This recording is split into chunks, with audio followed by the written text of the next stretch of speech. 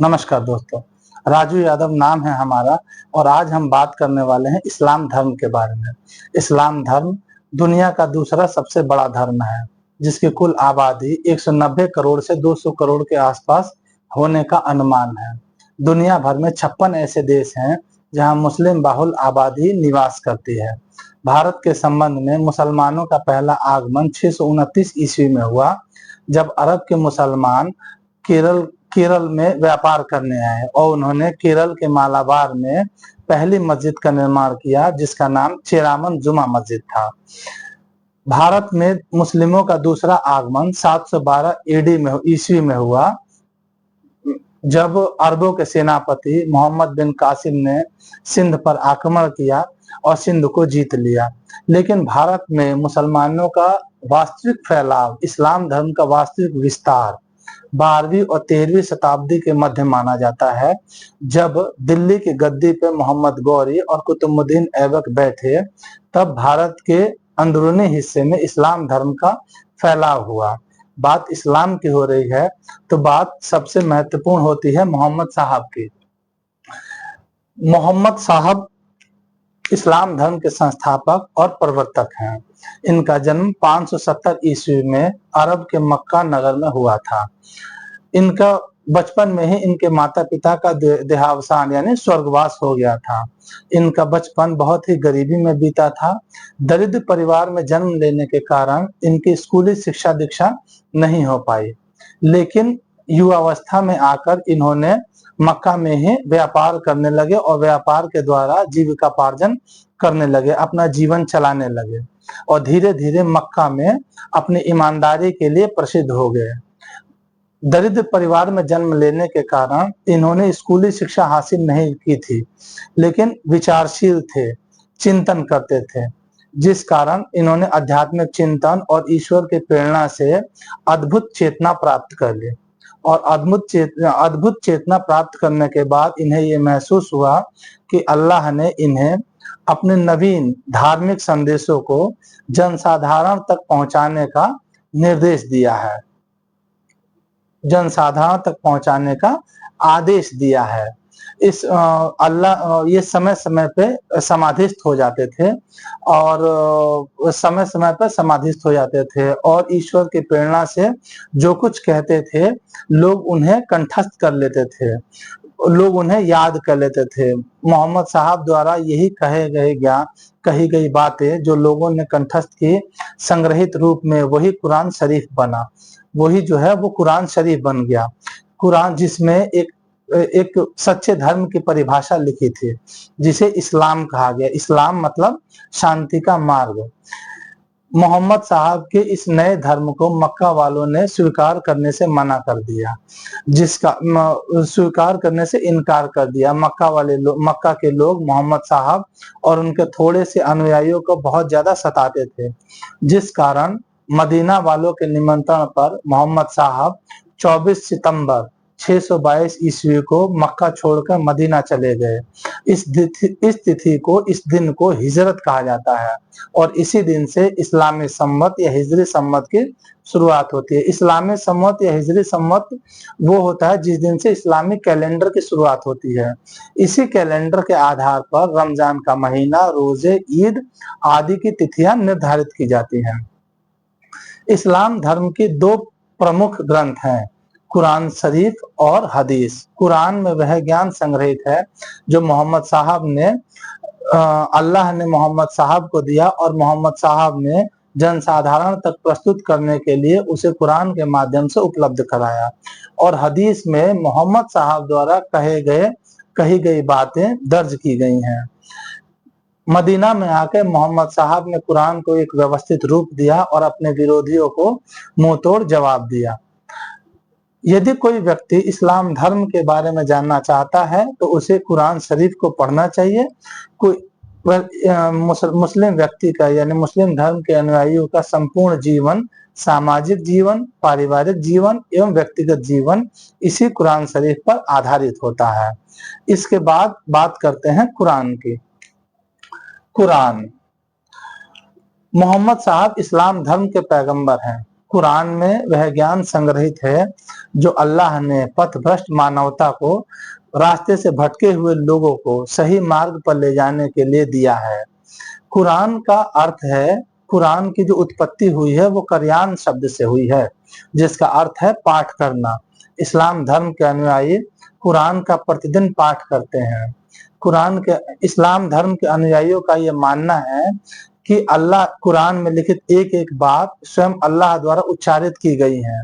अल्लाह ने इन बातों को जिब्रील नामक देवदूत को सुनाया और जिब्रील ने मोहम्मद साहब को, और मोहम्मद साहब ने जनसाधारण तक उसे प्रस्तुत करने के लिए कुरान के माध्यम से जनसाधारण तक प्रस्तुत किया। कुरान में कुल 114 आयतें हैं, जिनमें से 90 आयतों का संकलन मोहम्मद साहब ने मक्का में किया और 24 आयतों का संकलन मदीना में किया। कुरान में इस्लाम धर्म के अनुयायियों का बहुत अधिक विश्वास रहता है। उनका मानना है कि कुरान की मूल बातें तख्तियों पर लिखी हैं और 7वें आसमान पर रखी हैं। इस्लाम धर्म के अनुयायियों का सामाजिक, पारिवारिक और व्यक्तिगत जीवन इसी कुरान पर आधारित होता है। इसके बाद हम बात करते हैं इस्लाम धर्म के अंग की। इस्लाम की बात अगर हो रही है तो इसमें इस्लाम धर्म के अंग भी हैं। इस्लाम धर्म के 3 महत्वपूर्ण अंग माने जाते हैं। सबसे पहला है ईमान। ईमान का अर्थ होता है कि प्रत्येक मुसलमान का यह कर्तव्य होगा कि वह अल्लाह में विश्वास करे, कुरान में विश्वास करे, कयामत के दिन और कयामत के बाद जो रोजे बेशुमार यानी निर्णय का दिन आएगा उसमें विश्वास करे। रोजे जिस दिन अल्लाह बंदे के अच्छे बुरे कार्यों के हिसाब से उसे जन्नत अथवा दोज़ख में भेजेगा और उसके कार्यों का निर्धारण करेगा। इस बात को यानी कि अल्लाह में विश्वास करना, कयामत के दिन में विश्वास करना और कयामत के बाद निर्णय के दिन में विश्वास करना ईमान कहलाता है। इसके बाद आता है इबादत करना। इबादत के अंतर्गत मुस्लिम धर्म के अनुयायियों के लिए 5 दैनिक कार्यों को निर्देशित किया जाता है, यानी 5 दैनिक कार्यों का आदेश दिया जाता है, जिसमें जो है कलमा पढ़ना, रोजा रखना, नमाज, ज़कात और हज। प्रत्येक मुसलमान के लिए कलमा पढ़ना, प्रतिदिन कलमा पढ़ना आवश्यक है। कलमा मतलब ला इलाहा इल्लल्लाह मुहम्मदुर रसूलुल्लाह, इस कलमे का जाप करेगा। इसके बाद नमाज, प्रत्येक मुसलमान को चाहिए कि वह दिन में 5 बार नमाज पढ़े और प्रत्येक शुक्रवार को सामूहिक नमाज में भाग ले। रोजा रखना, इसके बाद आता है रोजा। तो प्रत्येक मुसलमान का यह फर्ज होगा कि वह रमजान के महीने में रोजे रखेगा और सूर्यास्त होने के बाद ही भोजन करेगा। इसके बाद आता है ज़कात। तो प्रत्येक मुसलमान को चाहिए कि वह अपनी आय का 40वां हिस्सा ज़कात यानी दान करे। और अंतिम आता है कि हज। तो यानी इसमें है कि प्रत्येक मुसलमान को रमजान जीवन में कम से कम एक बार मक्का मदीना यानी हज की यात्रा जरूर करनी चाहिए। इसके बाद बात आती है ihसान की। ihसान में बताया गया है कि प्रत्येक मुसलमान को चाहिए कि वह कुरान में दिए गए नैतिक आचारों और व्यवहारों के हिसाब से अपने व्यक्तिगत, सामाजिक और पारिवारिक जीवन को जिए। उसमें दिए गए नैतिक आचारों के हिसाब से अपने जिंदगी व्यतीत करे। उसे बुरे कार्यों से बचना चाहिए। विज्ञान या ज्योतिषी जैसे किसी विद्या का यदि विकास होता है तो भी उसे इस प्रकार से करना चाहिए कि उसके विकास करते समय ईश्वर के अनुसरण में वह बाधा ना बने। इस प्रकार से उसका विकास करना चाहिए। उसके बाद बात आती है इस्लाम धर्म की मौलिक विशेषताएं। अब इस्लाम धर्म है तो उसे कुछ मौलिक विशेषताएं भी दी गई हैं। इसकी विशेषताओं में सबसे जो महत्वपूर्ण विशेषता है वो है एकेश्वरवाद। इस्लाम धर्म एक ईश्वर को मानता है। इस्लाम धर्म एक ईश्वर को मानता है। मोहम्मद साहब पहले अरब में बहुदेववाद का प्रचलन था, लेकिन मोहम्मद साहब ने कहा कि नहीं, यदि ईश्वर है तो ईश्वर एक ही होगा। यहाँ तक कि शैतानी ताकतें भी उसी एक ईश्वर की मर्जी से कार्य करती होंगी। वही ईश्वर सर्वशक्तिमान है, वही सर्वज्ञ है, वही सर्वव्यापी है, यानी ईश्वर केवल एक है। इसके बाद दूसरी बात आती है पैगंबर की परंपरा। इस्लाम धर्म में अल्लाह ने पथभ्रष्ट मानवता को यानी रास्ते से भटके हुए लोगों को सही मार्ग पर ले जाने के लिए पैगंबर सही मार्ग पर ले जाने के लिए वो समय समय पर पैगंबर भेजते रहते हैं। ऐसे मोहम्मद साहब इस्लाम धर्म के अंतिम पैगंबर हैं। ऐसे पैगंबर पहले भी हुए हैं। चूंकि मोहम्मद साहब ने अल्लाह के संदेश को, उनके आदेश को जनसाधारण तक पहुंचाया है, इसलिए मोहम्मद साहब को धर्मदूत यानी रसूल भी कहा जाता है और मोहम्मद साहब अल्लाह के पैगंबर हैं। तीसरी बात आती है विश्वास एवं समर्पण। इस्लाम धर्म के अनुसार प्रत्येक अनुयायी को चाहिए कि वह अल्लाह में विश्वास करे, कुरान में विश्वास करे और अल्लाह के प्रति अपने आप को समर्पित कर दे। अल्लाह के प्रति अपने आप को पूरी तरह से समर्पित कर दे। कुरान में लिखी गई बातों पर किसी भी प्रकार से तर्क करने की अनुमति नहीं है, क्योंकि धर्म में तर्क का स्थान नहीं होता है। यहाँ तक कि अगर कोई व्यक्ति ईश्वर में विश्वास या कुरान में विश्वास नहीं रखता है तो उसे काफिर कहा जाता है। इसके बाद कहते हैं कर्तव्य परायणता। प्रत्येक मुसलमान का यह कर्तव्य होगा कि वह कुरान में लिखित नैतिक आचारों और व्यवहारों के हिसाब से अपने जीवन को जिए और कुरान में दिए गए 5 नैतिक आदेशों का पालन करे। जो 5 नैतिक आदेश हैं, कलमा पढ़ना, नमाज, रोजा, ज़कात और हज, इनका पालन करना अनिवार्य है। इसके बाद बात आती है समानता की।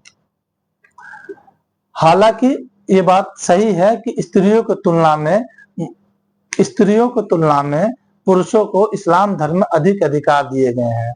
फिर भी जन्म, लिंग, वर्ण के आधार पर इस्लाम धर्म में कोई भेदभाव नहीं किया गया है। इसके बाद छठा आता है मूर्ति पूजा में विश्वास नहीं। इस्लाम धर्म मूर्ति पूजा में विश्वास नहीं करता है। उनका मानना है कि ईश्वर निराकार है, निर्गुण है, उसके आकार की कल्पना नहीं की जा सकती, उसके गुणों की व्याख्या नहीं की जा सकती है।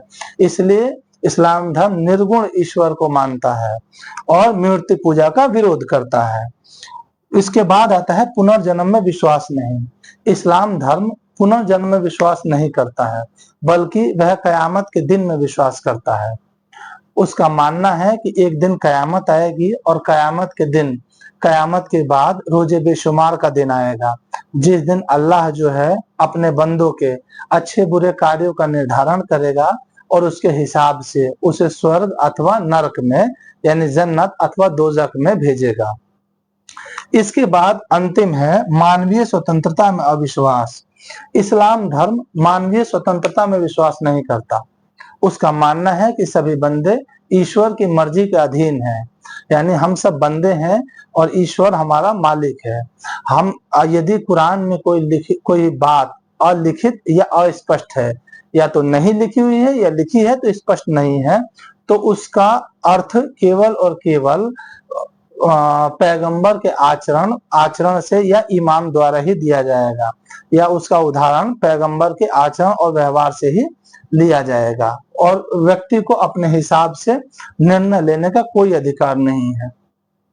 इन सब के अलावा जब मोहम्मद साहब की मृत्यु हो गई तो मोहम्मद साहब की मृत्यु के बाद इस्लाम धर्म के धार्मिक और राजनीतिक नेता का प्रश्न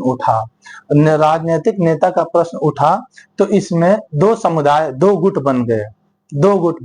एक गुट बना जिन्होंने कहा कि इस्लाम धर्म के धार्मिक नेता के तौर पे अली का चुनाव करना चाहिए। अली कौन थे? अली थे मोहम्मद साहब के भतीजे या और दामाद जो थे वो थे अली।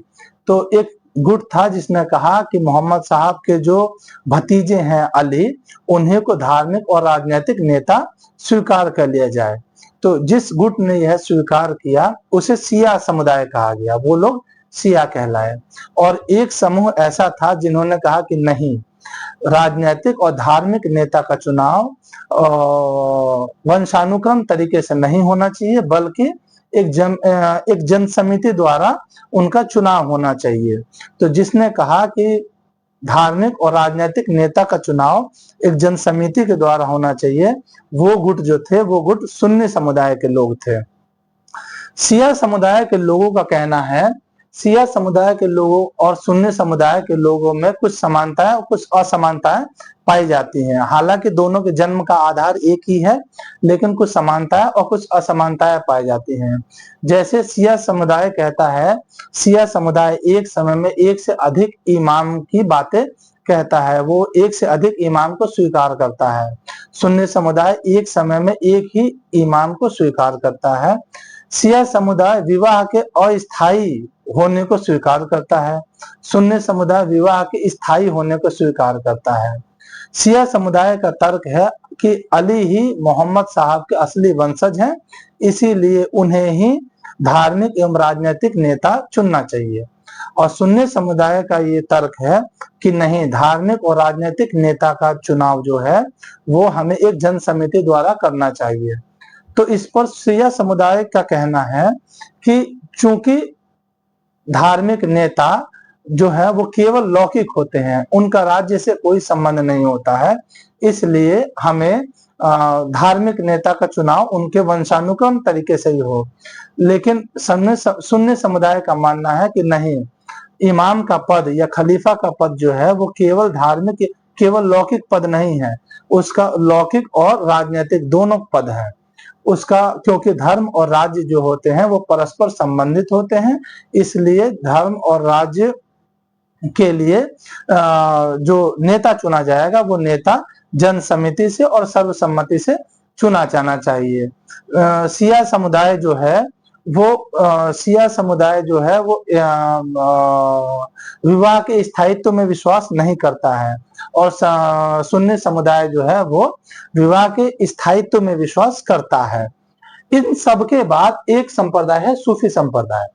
सूफी संप्रदाय 8वीं और 9वीं शताब्दी के आसपास, 8वीं और 9वीं सदी के आसपास अस्तित्व में आया। कुछ लोगों का मानना है कि मोहम्मद साहब के रहते ही इस संप्रदाय का उदय हो चुका था, लेकिन कुछ लोगों का मानना है कि नहीं, मोहम्मद साहब के मृत्यु के बाद 8वीं और 9वीं सदी में इस संप्रदाय का जन्म हुआ, जबकि 8वीं और 9वीं सदी के मध्य इनका जन्म हुआ। ये जो संप्रदाय था वो आध्यात्मिक रास्ते पे चलने वाला संप्रदाय था। इनका कहना है कि ईश्वर को प्राप्त करने के लिए हमें प्रेम के रास्ते पर चलना चाहिए।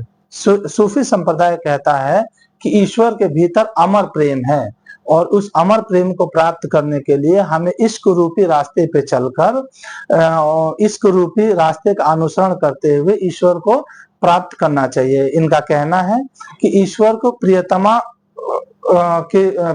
समझते हुए आत्मा रूपी प्रियतम संसार के सारे मोह और सारे सुखों को त्याग कर ईश्वर को प्राप्त करने की खोज में निकल पड़ता है।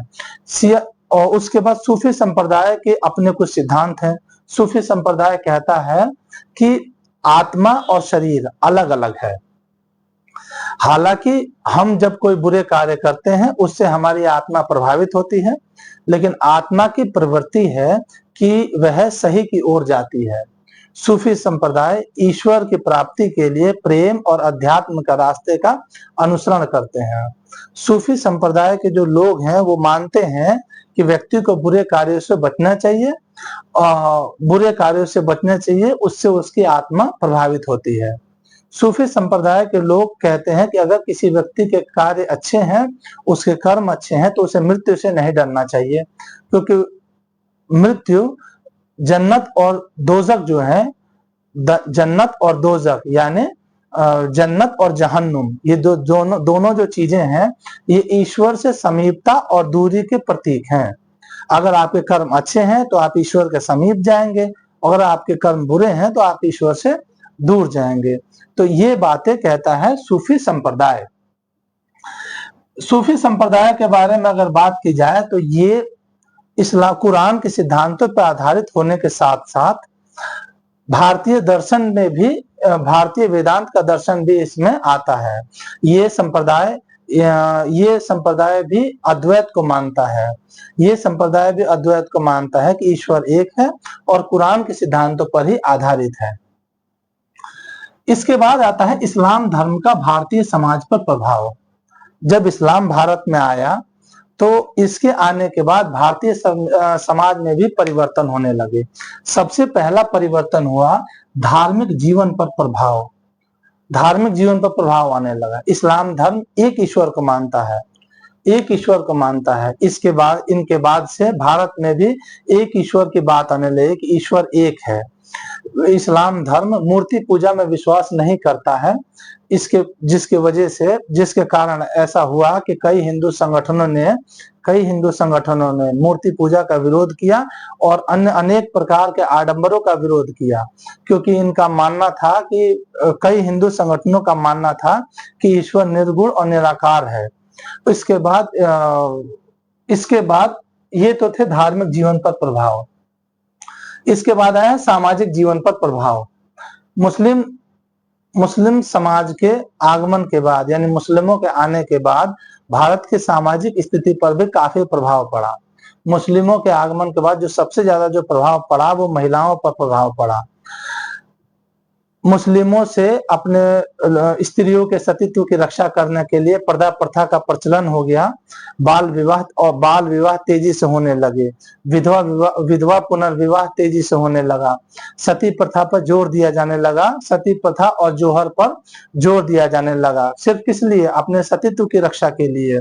और स्त्रियों को स्कूली शिक्षा और बाहर निकलने पर रोक लगा दी गई। ये उनके सामाजिक दुष्प्रभाव थे। उसके बाद विवाह के सिद्धांतों को संकुचित कर दिया गया। कुलीन विवाह और अंतर्जातीय विवाह तेजी से फैलने लगे। इसके बाद जो तीसरा प्रभाव पड़ा वो आर्थिक जीवन पर प्रभाव पड़ा। मुस्लिमों के आगमन से पहले गांव की अपनी जमीन होती थी और गांव एक स्वतंत्र इकाई के रूप में कार्य करता था। इनके आने के बाद गांव में मालगुजारी चालू कर दी गई और मालगुजारी व्यवस्था चालू कर दी गई और दास प्रथा का प्रारंभ हो गया। दासों से बेगारी करवा के ऊंची भव्य इमारतों का निर्माण कराया जाने लगा, जिसकी वजह से लोगों की स्थिति खराब होने लगी। हालांकि मुस्लिमों के आगमन के बाद से उद्योग जगत जो था वो जीवित हो उठा। रंगाई, छपाई, बुनाई, दस्तकारी, इन सब कामों में हमें नए नए कारीगरी सीखने का मौका मिला। और इसके अलावा विदेशी व्यापार हुआ। विदेशी व्यापार जिसमें हमने अनेक विलासिता की वस्तुएं बाहर से खरीदने शुरू कर दी और उसके बदले में अफीम, जस्ता, नील, रेशमी ऊनी वस्त्र, इन सब का हमने निर्यात करना शुरू कर दिया। इसके बाद आता है सांस्कृतिक जीवन पर प्रभाव। सांस्कृतिक जीवन मतलब रहन सहन, खान पान, पहनावा। मुस्लिमों के आने के बाद से भारत में चूड़ीदार, शेरवानी, शादियों में शेरवानी पहनना, कुर्ता पजामा पहनना, चूड़ीदार पजामा पहनना, ये सब जो है ये इस्लामी पोशाक हैं। ये सब इस्लामी पोशाक है। खाने में भी हमने धीरे धीरे समय के अनुसार उनसे कुछ चीजें सीखी, जैसे इमरती, बालूशाही, जलेबी, ये मुस्लिम भोजन उनसे हमने सीखे हैं। इनके अलावा मुस्लिमों के आने के बाद से हमारे खान पान में मछली, अंडा, मांस, इसकी तादाद बढ़ने लगी। इसके बाद आता है साहित्य एवं कला पर प्रभाव। मुस्लिमों के आने के बाद से साहित्य और कला पर भी प्रभाव पड़ा। साहित्य एवं कला पर भी प्रभाव पड़ा। हिंदू लोगों में उर्दू भाषा, तुर्की भाषा, फारसी भाषा के शब्द जैसे बेअदब, बेवफा, कमीज, कागज, गरीब, ये जो शब्द हैं, ये शब्द जो हैं उर्दू भाषा के शब्द हैं। उर्दू, तुर्की और फारसी भाषाओं के जो शब्द हैं वो हमारे आम बोलचाल वाली भाषाओं में सम्मिलित होने लगे। कला के तौर पे देखी जाए तो ऊंची ऊंची भव्य इमारतों का निर्माण इन्होंने कराना शुरू कर दिया।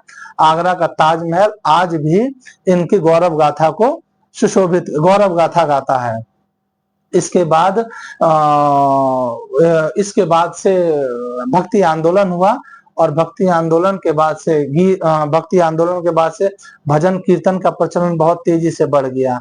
अनेक प्रकार के रागे, कव्वाली, तरानों का आविष्कार इस मुस्लिमों के आने के बाद से हुआ।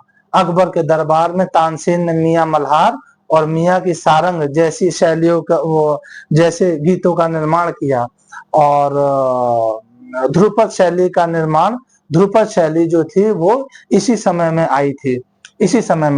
इसके बाद अंतिम है जाति व्यवस्था पर प्रभाव। मुस्लिमों के आने के बाद से जाति व्यवस्था पर भी प्रभाव पड़ा। कुछ निम्न कही जाने वाले जातियों जिन्हें मुस्लिमों का संरक्षण प्राप्त था, उनका समाज में वर्चस्व बढ़ने लगा। इसे देखकर उच्च कही जाने वाले जातियों में असंतोष जन्म लेने लगा, जिसके बाद उन्होंने जाति व्यवस्था के नियमों को कठोर कर दिया। इसके बाद निम्न कही जाने वाले जातियों ने इस्लाम धर्म को स्वीकार किया। बहुत सारी निम्न कही जाने वाली जातियों ने इस्लाम धर्म को स्वीकार किया और कई प्रकार की नई उपजातियों का निर्माण हुआ। नमस्कार।